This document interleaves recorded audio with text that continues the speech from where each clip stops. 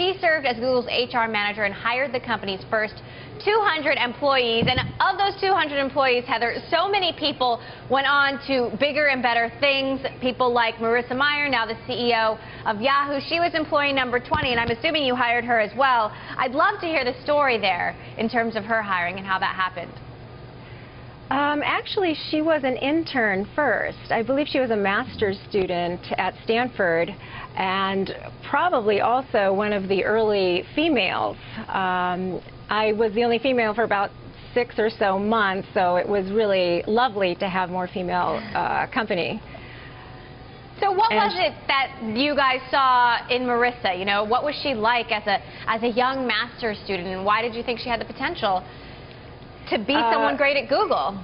Well, Marissa was clearly brilliant. She really did stand out. I pretty much did HR screening of the employees, and I wasn't able to ask deep engineering questions, but I do remember, you know, she was top shelf. She was terrific in every way.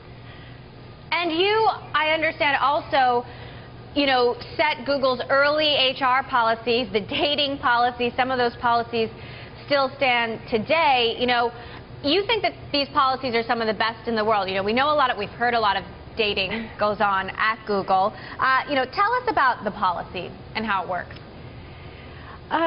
Well, this is 15 years ago, but I did write a policy regarding dating, and that is if employees became a couple, then we left it to the couple to decide who would transfer or leave the company. That was the policy. You know, I have to ask you this question because obviously, you know, we've been covering reports that the co-founder, Sergey Brin, has had an affair with someone else at Google. You know, what's your take on this and whether something like that should be allowed or how it should be handled? I feel pretty removed from the situation, so I really don't have much to add about it. I don't know much about it. Sorry. All right. Well, Ben, I want to get to you and talk about the advertising side of things, because you now run your own advertising company. You help companies target ads at, you know, on different web companies like Facebook and Twitter. How big a threat today is Facebook to Google?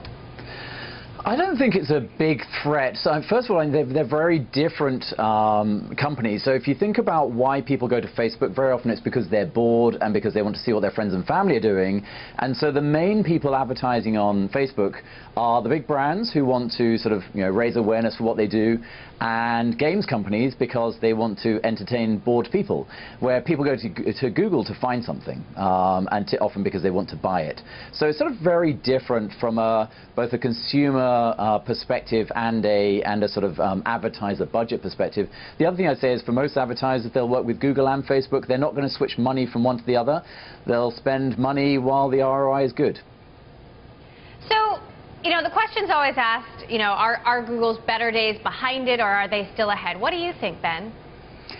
I think they're behind and ahead. I mean, I've been very impressed how Google has managed to keep innovating. I'm still in touch with lots of friends at Google, and some of them complain a bit about big company bureaucracy, but compared to people at a lot of other big companies, Google is still innovating like crazy. You know, there's driverless cars, Google Fiber, Google Glass. You know, even just things like Android is just a phenomenal success. So they really do seem to keep knocking out more than one home run.